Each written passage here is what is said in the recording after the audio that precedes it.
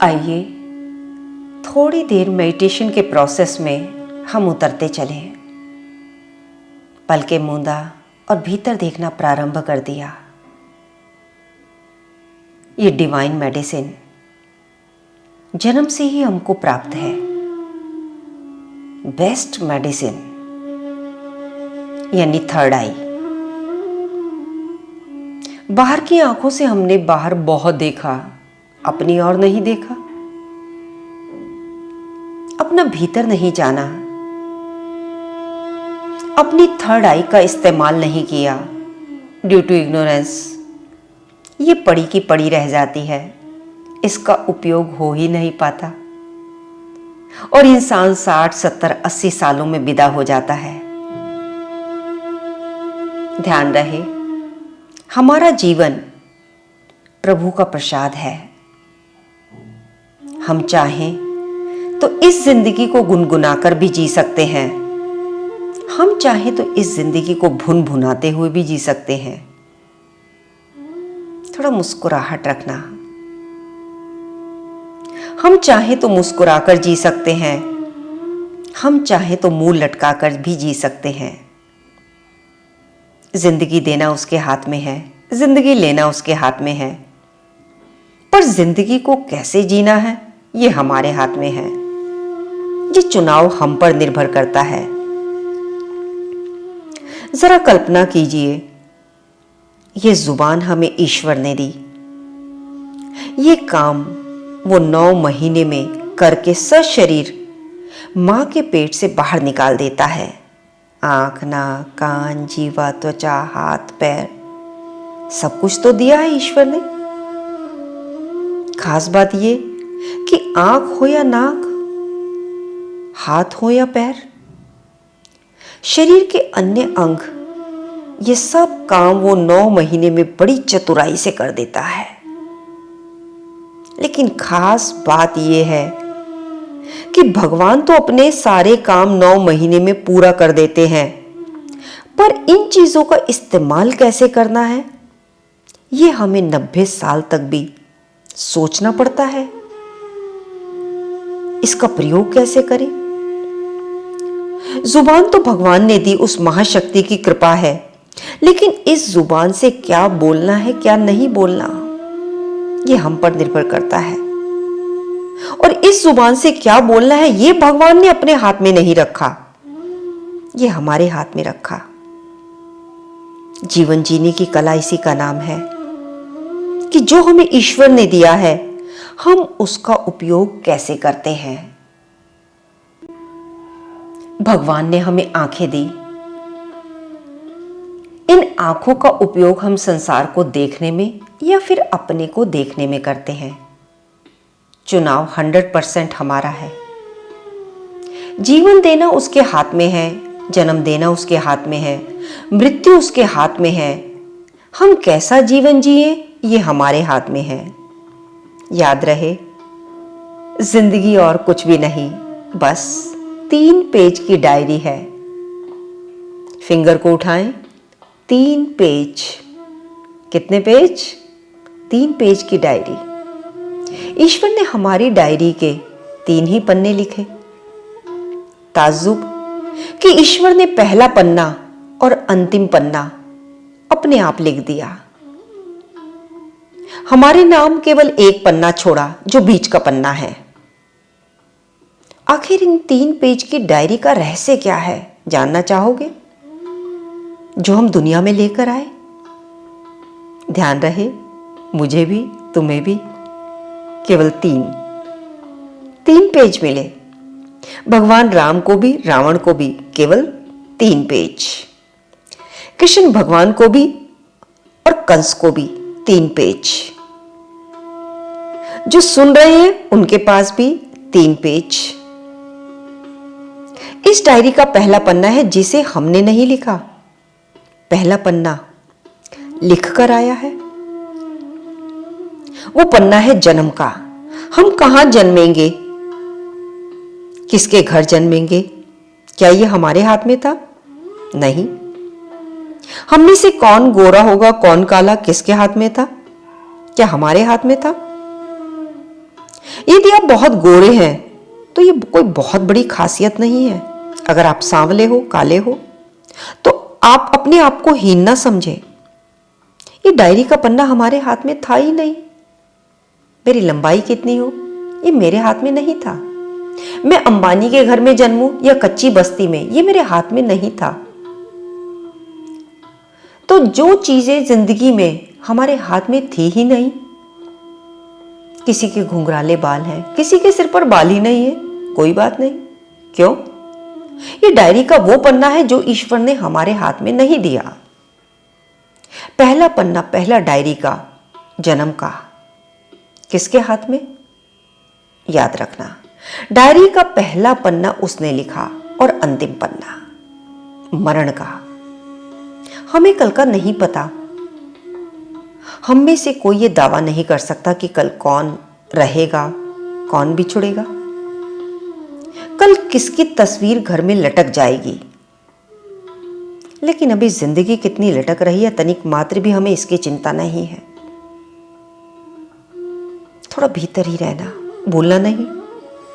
ईश्वर ने हमारी डायरी के 3 पन्ने लिखे, जन्म का, अंतिम पन्ना मरण का। ये दोनों उसके हाथ में रहे, पर खास बात, अब हमारे हाथ में केवल बीच का पन्ना बचा है। वो है डायरी के बीच का पन्ना, उसका नाम है जिंदगी, जिसका नाम है जीवन। ये पन्ना भगवान ने नहीं लिखा, ये हमें लिखना है। आप कैसे जिएंगे? आप मुस्कुराकर जिएंगे या मुरझाकर जिएंगे? आप अपने मन में क्रोध में भरे रहेंगे या क्षमा में? यह हमारे हाथ में है। हम नेगेटिव सोचें या पॉजिटिव सोचें, यह हमारे हाथ में है।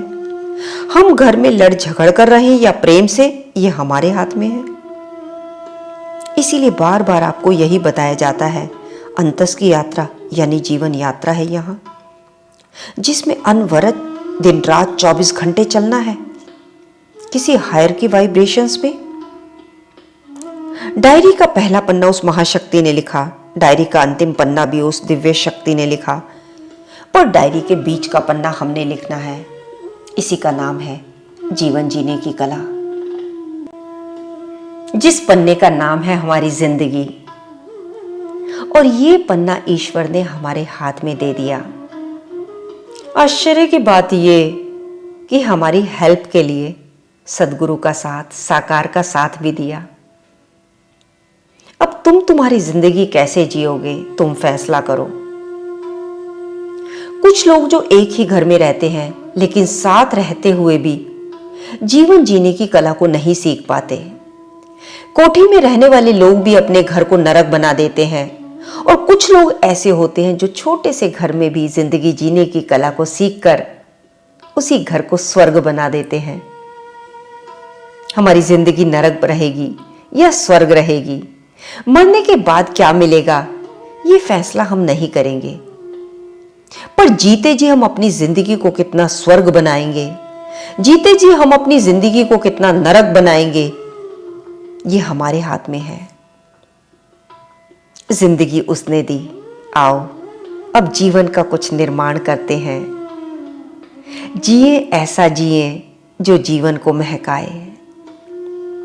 संघर्षों से डरे नहीं, हम बिना मौत के मरे नहीं। खुद को अपाहिज क्यों समझें? जिसने भी संघर्ष किया उसको अपना लक्ष्य मिला। यहां अंतस की धारा में संघर्ष केवल अपने खिलाफ है, लड़ाई अपने से है, बेईमान मन से है। बाल्य अवस्था को युवावस्था ने खा लिया, युवावस्था को वृद्धावस्था निकल गई। कौन है वो जो इन सबको खा रहा है? वो है काल। हर किसी अवस्था को हमने जीता, लेकिन काल को कैसे जीता? काल को जीतने के लिए उस महाकाल होना पड़ेगा हमें। वर्तमान में सजग रहना होगा। क्यों? क्योंकि ये काल सर्वभक्षी है, ये सभी को खा जाता है। इसीलिए कहा जाता है श्वास के निकलने से पहले पहले जीवन का निर्माण करना है। जो कुछ भी तुम्हारे जीवन में आंखों से दिख रहा है और दिखने के बाद वो विलीन हो गया। वो विलीन होने के बाद कहाँ गया? वो काल के पेट में गया। ये किसी को नहीं छोड़ता, चाहे कोई राजा चक्रवर्ती हो या रंक। ये काल बड़ा ही निर्दय, कठोर, क्रूर, कर्कश, कृपण और अधम है। संसार की कोई भी ऐसी वस्तु, व्यक्ति, स्थिति नहीं है जिसे काल अपने पेट में न डाल ले। काल का विचार हमेशा किसी न किसी को निगलने का है। अब तक असंख्य लोग इसके पेट में प्रवेश कर चुके हैं, तो भी यह महाखाऊ काल कभी तृप्त नहीं होता। ये काल बड़ा चालाक है। इसे कितना ही तोड़ा जाए लेकिन टूटता नहीं है। जलाने पर यह जलता नहीं है और दृश्य होने पर भी यह दिखता नहीं है। हर तरफ काल, लेकिन ये दिखता नहीं है। फिर भी भीतर की आंख से देखना, ये वक्त क्या है? ये क्या है आखिर? ये ऐसे क्यों गुजर रहा है? ये जब ना गुजरा था तब कहां था? कहीं तो होगा। गुजर गया है तो अब कहां है? कहीं तो होगा। कहां से आया, किधर गया? ये कब से कब तक का सिलसिला है? ये वक्त क्या है? हर एक गम, हर एक मसरत, हर एक तबस्सुम, हर एक आंसू, हर एक नगमा, हर एक खुशी, उस जख्म का दर्द हो या वो हो किसी की आंख का जादू, खुद अपनी आवाज हो या माहौल की सदाएं, जहन में बनती और बिगड़ती हुई फजाएं, तमाम एहसास, सारे जज्बे ये जैसे पत्ते हैं, बहते पानी की सतह पर जैसे तैरते हैं। अभी यहाँ है, अभी वहाँ है। दिखाई देता नहीं है लेकिन ये कुछ तो है जो बह रहा है। ये कैसा दरिया है? किन पहाड़ों से आ रहा है? ये किस समुद्र को जा रहा है? ये वक्त क्या है? पता नहीं, लेकिन कुछ तो है। जागे रहना, भीतर की मस्ती में रहना, इस समय का भरपूर प्रयोग करना, उपयोग करना, ये हमारे हाथ में है। किसी की वाइब्रेशंस में अपने समय को सार्थक कर लेना, अवेयरनेस में जीना, अंतस की धारा में बहते चले जाना। ओम गुरुवे नमः, श्री गुरुवे नमः, ओंकार गुरुवे नमः, श्री गुरुवे नमः।